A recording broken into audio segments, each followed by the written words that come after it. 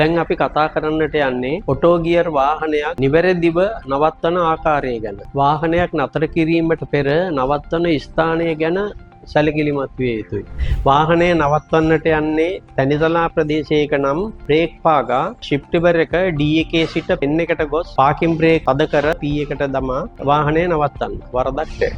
නමුත් ඔබ වාහනය නවත්තන්නට සූදානම් වන්නේ සාමාන්‍ය කඳු ප්‍රදේශයක හෝ බෑවුම් ප්‍රදේශයක නම් බ්‍රේක් පැඩලය පාගා වාහනය නතර වූවාට පසු ෂිෆ්ට් ලිවර් එක D එකේ සිට N පොසිෂන් එකට ගොස් පාකින් බ්‍රේක් පද කරන්න. නැවත P එකට දමා අන්තිමට තමයි එන්ජින් එක ඕෆ් කළ යුත්තේ.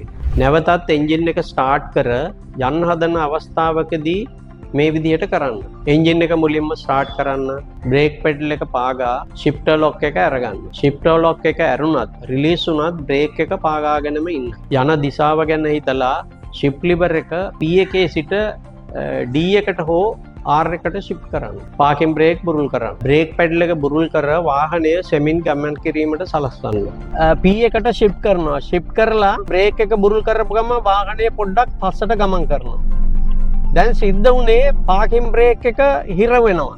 මේ කරුණු සැලකිල්ලට නොගෙන අපි හිතුමතේට ගියර් ලිවර් එක P එකට දමා නැවත වාහනය ස්ටාර්ට් කර යන්න හදන අවස්ථාවකදී ෂිෆ්ට් ලිවර් එක P පොසිෂන් එකේ සිට මුදවා ගැනීමට එළියට ගැනීමට ලොකු වෙහෙසක් දැරීමට සිදු වෙනවා. ෂිෆ්ට් ලිවර් එක අපි පිළිවෙලක් නැතුව දැමීම නිසා පාකින් බ්‍රේක් රොඩ් එක දැතිරෝධයේ අසට ගිහිල්ලා පාකින් බ්‍රේක් රෝලර් රොඩ් එක හිර වෙලා තියෙන්නේ.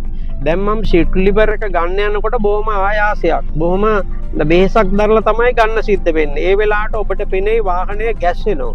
ගැස්සිලා තමයි ෂිෆ්ට් ලිවර් එක එළියට එන්නේ.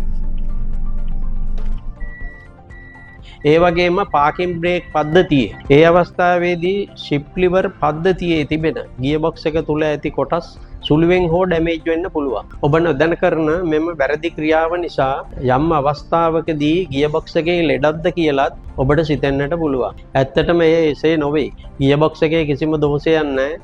එහෙම වෙන්න හේතුව තමයි ඔබ නොදැනුවත්ව ෂිෆ්ට් ලිවර් එක පාවිච්චි කරපු වැරදි පිළිවෙල.